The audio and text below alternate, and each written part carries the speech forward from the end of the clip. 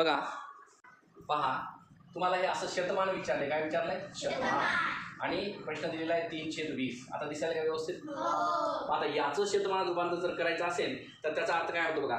3/20 ला 3/20 उत्तरात घेतले खाली मी चे. काय म्हटलेलं आहे? चे म्हटलं की गुणाकाराचं चिन्ह. ठीक आहे. आता एक एक काय बघा, या प्रश्नाला कसं खाली घ्यायला मी उत्तरामध्ये.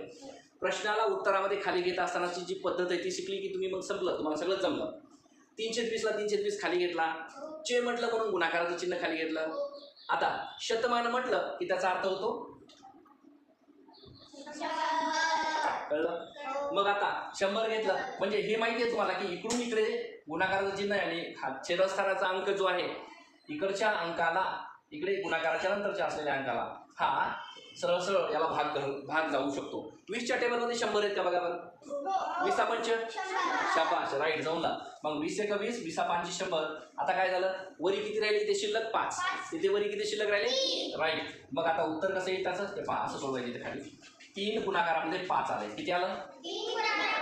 राईट, 3 गुणाकारामध्ये 5 आलेला आहे. मग बघा बरं, आता 3 गुणाकारामध्ये 5 ला 3 5 आणि मग लिहायचं टक्के. इथं शतमान विचारलंय ना म्हणून लिहायचं टक्के. किती टक्के झाले? कळलं का? सोपं आहे परंतु आता कळल्यावर सोपं झालं. मग आता मी तुम्हाला काही 2-4 गणित देतो, बघा करून बघूया आपण, है ना. म्हणजे एकदा कळलं की मजा येते ते गणित सोडवायला पटापट, है ना. चला बरं घ्या काही उदाहरणं घेऊया.